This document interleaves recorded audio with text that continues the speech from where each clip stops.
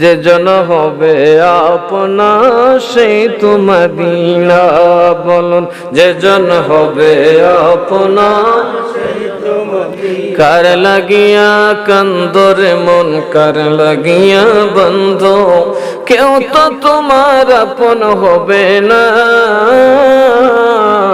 যে জন হবে আপনা সে তো মদিনা।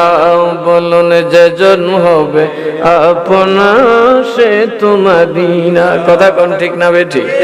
সুন্নিরা কবরে যায় কইব ফেরেশতা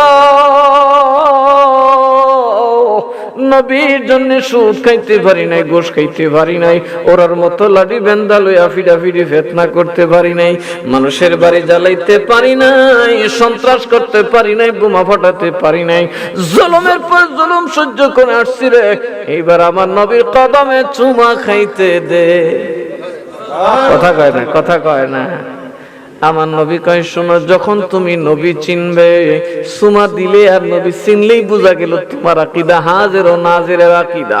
কেননা বাবা আমার নবী কিয়ামতের দিন সকলের উপর সাক্ষী দিবেন, আমার নবী সকলের পাশে পাশে আছেন, এই জন্য আল্লাহ কিয়ামতের দিন নবীর সাক্ষী সবার উপরে গ্রহণ করবেন। আরেকদিন যেদিন ওয়াজ করি হাজির নাজিরের ওয়াজের কথা কইন, দেখাই দিব কোরআন থেকে নবী যা আছে। নবীকে হাজির নাজির না মানলে কোরআন মানা হয় না। কি মানা হয় না? এখন যারা নবীরে চিনবে তো হাজির নাজির বুঝছই। কথা কোন ঠিক না ঠিক? আকীদা কি বুঝই গেছে? নবী